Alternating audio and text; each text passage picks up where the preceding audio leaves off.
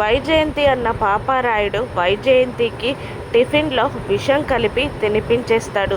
విండోలో నుండి అది చూసి షాక్ అయిన జగదాత్రి కేదార్ వైజయంతిని ఎలాగైనా కాపాడాలని వచ్చి డోర్ కొడుతూ ఉండగా మిగతా ఇంట్లో వాళ్ళు ఏమైంది అని అడగగానే విషయం చెప్తారు జగదాత్రి కేదార్. దాంతో యువరాజ్ కేదార్ ఒక్కటై ఆ రూమ్ డోర్ని బద్దలు కొట్టేస్తారు. వైజయంతిని అక్కడికక్కడే హాస్పిటల్లో జాయిన్ చేసేస్తారు.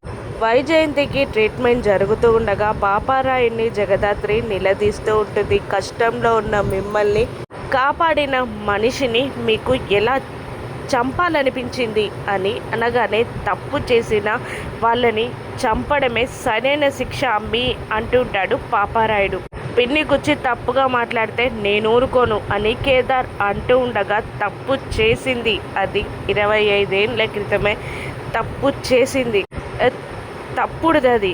అందుకే అక్రమ సంబంధం పెట్టుకొని ఒక బిడ్డని కన్నది, అటువంటిది చావాల్సిందే అని పాపారాయుడు అంటూ ఉండగా అమ్మ గుచ్చి ఆ మాటలన్నీ తప్పుగా వినలేకపోయిన యువరాజ్ మామయ్య తప్పు చెయ్యలేదు మా అమ్మ అని గట్టిగా అరుస్తాడు. దాంతో అందరూ షాక్ అవుతారు.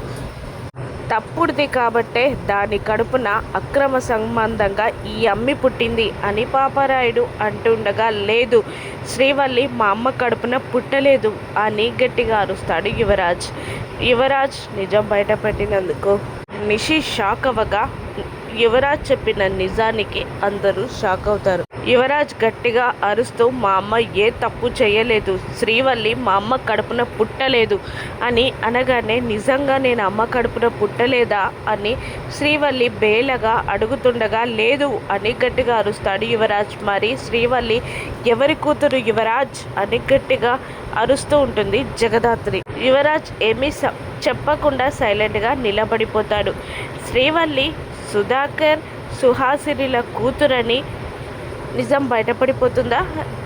రానున్న ఎపిసోడ్స్లో చూద్దాం. Thank you for watching.